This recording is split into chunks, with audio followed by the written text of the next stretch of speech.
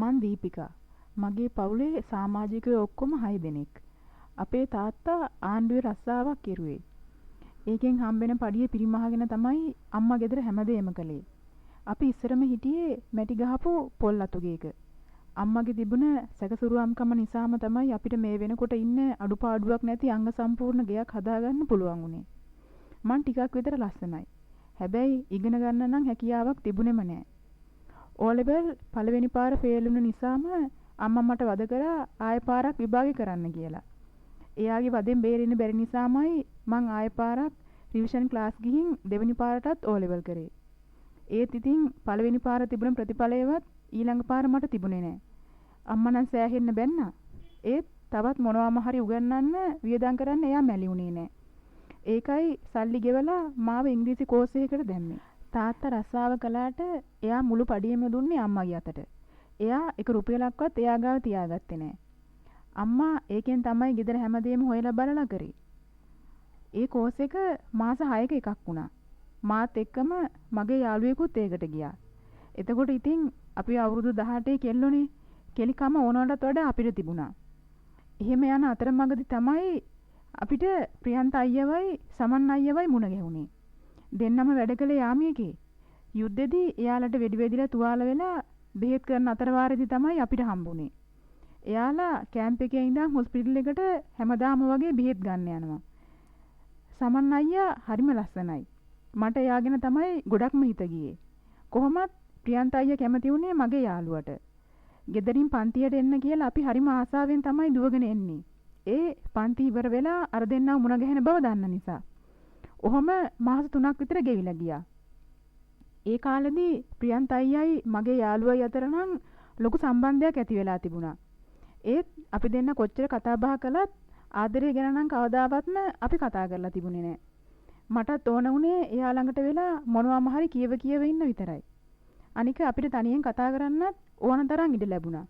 මොකද 4 දෙනාම හම්බුණාට අරුන් දෙන්න අපෙන් වෙන් වෙලා කොහේ හරි යනවා. ආපහු වෙනකන් අපි දෙන්න ඔහේ බස් ස්ටෑන්ඩ් එකට වෙලා කියව ඉන්න එක තමයි කරන්නේ. දවසක් එහෙම ඉද්දි එයාගේ ෆෝන් එකට කෝල් එකක් ආවා. එයා ඒක දැක්කම ටිකක් ගැස්සුණා. මං ඇයි කියලා ඇහුවත් එයා ඔළුව වන්නලා නැහැයි කිව්වා. කෝල් එකත් එහෙමම කට් වුණා. ඊට පස්සේ ආපහු ෆෝන් එකකින් වුණා. මං ඇහුවා ඇයි අයියෝ ඔයා ඔකට කතා කරන්නේ නැත්තේ? ඔකට කතා කරලා ඉන්නකෝ කියලා. ඒ පාර එයා ෆෝන් එකත් අරන් මගෙන් ටිකක් ඈතට ගියා මට නැහින දුරකට. මට තේරුණා මොකක් හරි ලොකු ප්‍රශ්නයක් තමයි කියලා. හැබැයි එයා ඒකට උත්තර දුන්නේ නම් හරිම සැහැල්ලුවෙන්.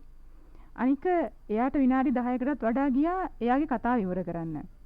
මට ඒ වෙනකොට සැකයක් ඇති වෙලා තිබුණේ එයා බැඳපු කෙනෙක්ද එයාගේ නෝනද මේ කතා කරන්නේ එහෙම නැත්නම් යාළු වෙලා ඉන්න ගෑනු ළමයාවක්ද කියලා. කොහොම හරි ෆෝන් එකට උත්තර දීපු සැහැල්ලු බව එයාගේ තිබුණේ නෑ මගේ ළඟට එනකොට. ඇයි අයියේ ප්‍රශ්නයක්ද කියලා මං එයාගෙන් ඇහුවාම එයා කිව්වා නෑ අම්මා කතා කරේ එයාට බඳින්න කෙනෙක් හොයලා කියලා. ඒක කිව්වම මගේ මූණ වෙනස් වෙනවා එයා දකින්නේ නැති. ඒ පාර එයා කිව්වා නෑ මං අම්මට කිව්වේ මට කාවවත් හොයන්න එපා මං ওই කිසිම දෙයකට කැමති වෙන්නේ නැහැයි කියලායි කියලා. කොහොම හරි හිතේ සතුටක් නැතුවම එදා දවස ගෙවිලා ගියා. ඊට පස්සේ දවස් 2-3ක්ම ගෙවිලා ගියේ කිසිම විශේෂත්වයක් නැතුවම. ඊට පස්සේ දවසක තමයි එයා මට එයාගේ ආදරය ගැන කිව්වේ. ප්‍රියන්ත අයියයි වසන්තිය අතර වගේම මායි සමන් අයියයි අතරත් ආදරයක් ඇති වුණා. ඔහොම කාලේ ගෙවෙද්දි තමයි ආයේ එයාලට යන්න සිද්ධ වුණේ. එදා නම් අපිට හරිම දුක්බර දවසක් වුණා. ඉක්මනට ලියුමක් එවන්නම් කියලා පොරොන්දු වෙලා තමයි එදා එයාලා අපෙන් වෙන් වෙලා ගියේ. එහෙම ගිහින් මාසයක් විතර යද්දි තමයි වසන්තිට ප්‍රියන්ත අයියා ලියුමක් එවලා තිබුණේ. ඒකෙම දාලා එයා මටත් පොඩි ලියුමක් එවලා තිබුණා. සමන් අයියට ගිය ගාම ටිකක් අසනීප වුණා. එයා මේ වෙනකොට ඉන්නේ හොස්පිටල් එකේ කලබල වෙන්න එපා කියලා. තව එයා මට කිව්වා සමන්ට පුළුවන් වුණ ගමන්ම ඔයාට ලියයි කියලා. ඒත් එයා එහෙම කිව්වට සමන් අයියා කවදාවත්ම මට ලියුමක් එව්වේ නැහැ. මං නිතර මේ ගැන අහලා එයාට කරදර කරන නිසා වෙන්නේ නැති එයා වසන්තිගේ ලියුමක දාලා සමන් අයියා ලියන විදියට මට ලියුමක් එවලා තිබුණා. ඒකේ සමන් අයියාගේ ඇඩ්‍රස් එකත් ලියලා තිබුණා. ඊට පස්සේ ඉඳන් මං දිගටම සමන් අයියාගේ ඇඩ්‍රස් එකට ලියුම් ලිව්වා. ඔන්න ඔය කාලෙදි තමයි කොටින්ගේ බෝම්බ එකට අහුවෙලා ප්‍රියන්ත අයියා නැති වුණේ. වසන්තිට වගේම මටත් දැනුණ දුක කියා ගන්න බෑ. ප්‍රියන්ත අයියා නැති වුණත් මං සමන් අයියට ලියුම් යවන එක නැවැත්තුවේ නෑ. එහෙම ලියුම් ලියුවට කවදාවත්ම එයාගෙන් උත්තරයක් මට ආවේ නැති නිසා මං අන්තිමටම ලියලා දැම්මා සමන් අයියා නැතත් මේ ලියුම දකින්න කවුරු හරි කමක් නැහැ මට සමන් අයියාගෙන තොරතුරක් දන්වන්න කියලා මගේ ඇඩ්‍රස් එක දැම්මා. ඒක යවලා ටික දවසක් යනකොට මගේ නමට ලියුමක් ආවා. මං හිතුවේ සමන් අයියා කියලා. නෑ, ඒ ලියුම එවලා තිබුණේ වෙන කෙනෙක්. හැබැයි එයා සමන් අයියව හොඳටම දන්න කෙනෙක්. එයා සාගර කියපු විදියට සමන් අයියා ගිහිල්ලා දවස් දෙක තුනක් යද්දිම තමයි කොටින්ගේ වෙඩිල්ලක් වැදිලා එයා මැරිලා තියෙන්නේ. අනිත් එක තමයි එයා මෙහෙ ඉද්දිත් මට හංගපු ලොකු රහසක් මට සාගරගෙන් දැනගන්න පුළුවන් වුණා. ඒ තමයි එයා කසාද බැඳපු කෙනෙක් කියන එක. ප්‍රියන්ත අයියා ඇත්ත දැනගෙනත් එයා මට හැමදේම හැංගුවා. සමන් අයියාගේ ලියුමක් ලියලා එව්වෙත් එයාම තමයි. එහෙම කරලා අන්තිමට එයාත් නැති වුණා. ඒ හැමදේම සාගර තමයි මට කියලා එව්වේ. ඒ වගේම එයා මගෙන් ඉල්ලලා ඉවලා තිබුණා එයාට නොලියා ඉන්න එපා කියලාත්. හිතට පොඩි හරි සහනයක් තියෙන්නේ කාගෙන් හරි ලැබෙන ලියුමකින් කියලා එයා කියලා ඉවලා තිබුණා. ඉතින් ඒ ඉල්ලීමට පිටුපාන්න මට හිතුනේ නෑ. ඒ නිසාම මං දිගටම එයාට ලිව්වා. එහෙම ටික කාලයක් ගෙවෙද්දි තමයි අපි නොදැනිම අපි අතර ආදරයක් ඇති වුණේ. වචනෙන් නොකියුවට අපි දෙන්නගෙම හිතවලට ඒක දැනුණා. කියලා යපු දේවල් වල ආදරේ උතුරන්න තරම් තිබුණා. එකිනෙකාට නොදැක අපි සෑහෙන කාලයක් ආදරය කළා. දවසක් එයා එයාගේ මස්සිනත් එක්ක අපේ ගෙදර ආවා. එදා තමයි අපි අපිව දැක්ක පළවෙනි දවස. එදා ඉඳන් අපි අතර තිබුණ ආදරේ තවත් වැඩි වුණා.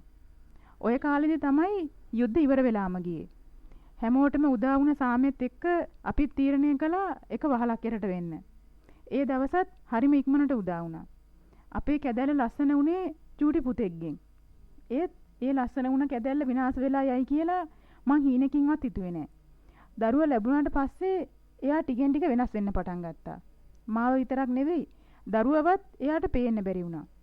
එයා කිව්වෙම මට එයාගෙන් අයින් වෙන්න කියලා. ඒත් මට ඕන උනේ කොහොම හරි මගේ පවුල රැකගන්න. මගේ දරුවාගේ තාත්තව එයා ගාවම තියන්නයි මට ඕන උනේ. ඒත් ඒක මට කරගන්න බැරි වුණා.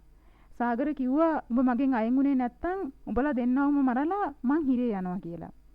අපිව මේ තරමටම එපා කියන්න හේතුව මොකද්ද කියලා ඇහුවත් එයා කවදාවත්ම මට ඒකට උත්තරයක් දුන්නේ නැහැ. ඉවසලා බැරිම තැන මං එයාගෙන් අයින් වෙන්න හිතුවා. මොකද මට බය හිතුණා මට කෙසේ වෙතත් මගේ දරුවාට එයාගෙන් කරදරයක් වෙයි කියලා. අපි නීතියෙන් වෙන් වුණා. දරුවට නඩත්තු ගෙවන්න එයාට නියම වුණා.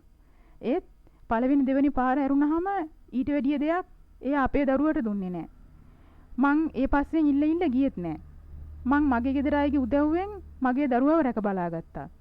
ආයේ කසාද බඳින්න අම්මලා කොච්චර වද කළත් ආයෙත් මිනිහෙක් ළඟට යන්න මගේ කිසිම අදහසක් තිබුණේ නැහැ. ඒ නිසායි අදටත් මං තනියෙන් ඉන්නේ. දැන් මගේ දරුවා ලොකුයි. මගේ අම්මා තාත්තා සහෝදර සහෝදරියෝ හැමදෙනාම එයාලට පුළුවන් විදියෙන් මාවයි මගේ කොල්ලවයි බලා ගන්නවා. මං අද සතුටින් ජීවත් වෙනවා. සාගර ඒ කාලෙමයි තව කෙනෙක්ව කසාද බැඳලා තිබුණේ. එතනත් ළමයි දෙන්නෙක් ඉන්නවා. කොහොම හරි එයා ඒ කසාදෙත් අතහැරලා. දැන් කාත් කවුරුවත් නැති ගානට ඔහේ තැන් තැන් වල දුක් විඳිනවා මං විතරක් නෙවෙයි. මගේ දරුවත් එයාගේ ඇස් දෙකෙන්ම දකිනවා. ඒත් එයා කැමති නෑ එයාගේ තාත්තට පීඩක් වෙන්න. මොකද ඒ කාලෙදිම ඒ දරුවට කරපු දේවල් ඒ දරුවගේ හිතේ ඇති. ඒ දරුවා මරන්න හැදුවා. එයාට ඇස් දෙකට පේන්න බැරුව හිටියා. ඉතින් ඒ හින්දාම ඒ දරුවා ජීවිතේ නොසෑහෙන්න දුක් විඳා. ඉතින් එහෙම දරුවට සාගරට අනුකම්පා කරන්න කියලා මට කොහොමටවත්ම කියන්න පුළුවන් කමක් නැහැ. මගේ දරුවා සාගර එයාගේ තාත්තා කිලි පිළිගන්න එකක් නම් නෑ කවදාවත්ම.